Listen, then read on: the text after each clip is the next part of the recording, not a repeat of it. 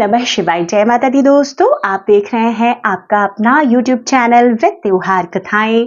मैं हूं आपके साथ रिमझिम शर्मा। सबसे पहले आप सभी को करवा चौथ व्रत की बहुत बहुत शुभकामनाएं। हम सभी जानते हैं कि करवा चौथ का व्रत कार्तिक मास के कृष्ण पक्ष की चतुर्थी तिथि को रखा जाता है।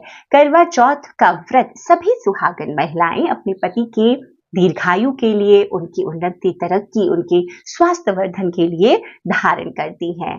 करवा चौथ के व्रत में देखिए, पूजा का विधान शाम में प्रदोष काल में है और इसी समय हम करवा चौथ व्रत की कथा सुनते हैं या पढ़ते हैं। चाहे हम घर में स्वयं पूजन कर रहे हों अकेले, या हम सामूहिक रूप से पूजन करने के लिए किसी मंदिर, किसी ऐसी जगह पर जाते हैं जहां बहुत सारे लोग एकत्रित होकर, बहुत सारी महिलाएं एक साथ पूजन करती हैं, तो वहां पर भी कोई आचार्य पुरोहित के द्वारा कथा सुनाई जाती है।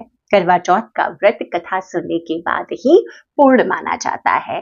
तो इस वीडियो में मैं आपके साथ करवा चौथ व्रत की कथा सुनाने जा रही हूँ। साथ ही यह भी बताऊंगी कि करवा चौथ का व्रत आज आपने धारण किया है तो व्रत कब और किस प्रकार से खोलना चाहिए, व्रत खोलने का शुभ मुहूर्त क्या है, क्या खाकर हमें व्रत खोलना चाहिए। सबसे पहले करवा चौथ व्रत की कथा मैं आपको सुनाने जा रही हूँ। तो सभी लोग भगवान शिव का, करवा माता का, चौथ माता का स्मरण करते हुए इस कथा का पूजन के बाद श्रवण करें। एक साहूकार के एक पुत्री और 7 पुत्र थे। करवा चौथ के दिन साहूकार की पत्नी, बेटी और बहुओं ने व्रत रखा। रात्रि को साहूकार के पुत्र भोजन करने लगे तो उन्होंने अपनी बहन से भोजन करने के लिए कहा। बहन बोली, भाई अभी चंद्रमा नहीं निकला है, उसके निकलने पर मैं अर्घ देकर भोजन करूंगी। इस पर भाइयों ने नगर के बाहर जाकर अग्नि जला दी और छलनी ले जाकर उससे प्रकाश दिखाते हुए बहन से कहा कि बहन, चंद्रमा निकल आया है, अर्घ देकर भोजन कर लो। बहन अपनी भाभियों को भी बुला लाई कि तुम भी चंद्रमा को अर्घ दे लो, किंतु वो अपने पतियों की करतूतें जानती थी। उन्होंने कहा, बाई जी अभी चंद्रमा नहीं निकला है, तुम्हारे भाई चालाकी करते हुए अग्नि का प्रकाश छलनी से दिखा रहे हैं। किंतु बहन ने भाभियों की बात पर ध्यान नहीं दिया और भाइयों द्वारा दिखाए प्रकाश को ही अर्घ देकर भोजन कर लिया। इस प्रकार व्रत भंग होने से गणेश जी उससे रुष्ट हो गए। इसके बाद उसका पति सख्त बीमार हो गया और जो कुछ घर में था उसकी बीमारी में लग गया। साहूकार की पुत्री को जब अपने दोष का पता लगा तो वह पश्चाताप से भर उठी। गणेश जी से क्षमा प्रार्थना करने के बाद उसने पुनः विधि विधान से चतुर्थी का व्रत करना आरंभ कर दिया।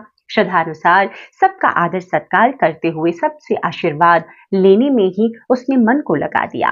इस प्रकार उसकी श्रद्धा भक्ति सहित कर्म को देख गणेश जी उस पर प्रसन्न हुए और उन्होंने उसके पति को जीवन दान दे उसे बीमारी से मुक्त करने के पश्चात धन संपत्ति से भी युक्त कर दिया। इस प्रकार से जो कोई छल कपट से रहित श्रद्धा भाव से भक्ति पूर्वक चतुर्थी का व्रत करता है वह सब प्रकार के सुखों को भोगता है और सभी कष्ट कंटकों से मुक्त हो जाता है। तो इस प्रकार करवा चौथ व्रत की कथा यहाँ पर संपन्न होती है। तो करवा चौथ व्रत की कथा के बाद में जब आपने पूजन कर लिया, कथा का श्रवण कर लिया, उसके बाद में आपको चंद्रमा को अर्घ देना होता है, जिसका जिक्र इस कथा में भी है। तो चंद्रमा को अर्घ जब हम देते हैं तो अर्घ देने के बाद चंद्रमा को पूजन किया जाता है, चंद्र पूजन होता है और उसके बाद में उसी छलनी से, जिससे हम चांद को देखते हैं, अपने पति को देखते हैं और उनका पूजन करते हैं, उन्हें भी हम तिलक लगाते हैं, अक्षत करते हैं, पुष्प अर्पित कर दीपक से उनकी भी आरती करने के बाद ही उनके हाथ से व्रत खोलते हैं।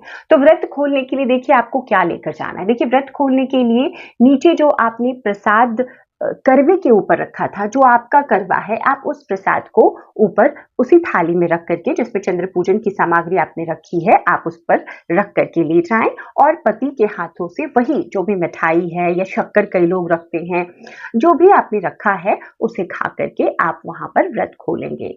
उसके बाद में आप करवा चौथ के व्रत के बाद जब भोजन हम करते हैं तो शुद्ध सात्विक भोजन ही करना चाहिए। इस बार दिल्ली एनसीआर का जो समय है करवा चौथ व्रत के खोलने का, मतलब चंद्रोदय का, 7:54 है। तो इसके बाद में पूजन करने के बाद में आप व्रत खोल लेंगी और ये शुभ समय है आपके व्रत खोलने का। इसके पहले जिस प्रकार से कथा में भी जिक्र है कि किसी भी प्रकार से व्रत खंडित नहीं होना चाहिए, व्रत नहीं खोलना चाहिए, तोड़ना चाहिए।